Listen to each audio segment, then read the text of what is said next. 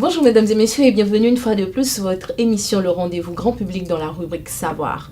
Alors aujourd'hui nous allons parler du Ségub Gate. C'est quoi le Ségub Gate? Les choses vont très vite par rapport à ce dossier. Nous avons plus d'une vingtaine d'interpellations. Qu'est-ce qu'on peut comprendre par rapport à ce dossier? Nous avons sur ce plateau monsieur Armand Donnon. Vous êtes journaliste au quotidien Le Télégramme. Bien sûr. Alors dites-nous très rapidement comment cette histoire a commencé.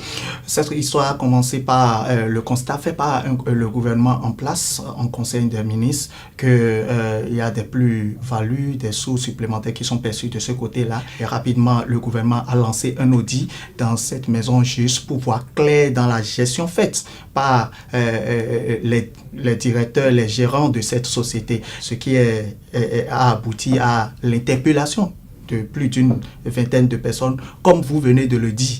Et je pense que le dossier suit son cours.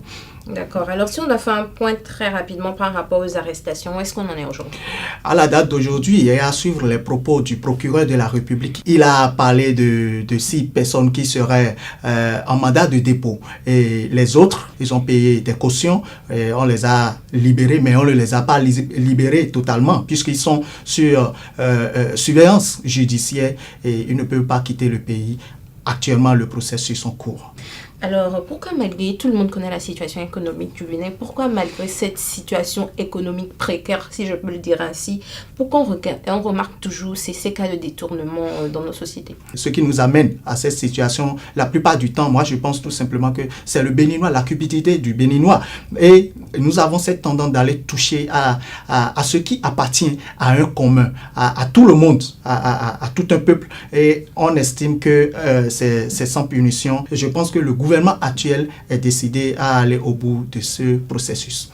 Alors, on sait comment ça se passe au Bénin, on annonce une situation et tout à coup, on n'entend plus rien, l'affaire est close.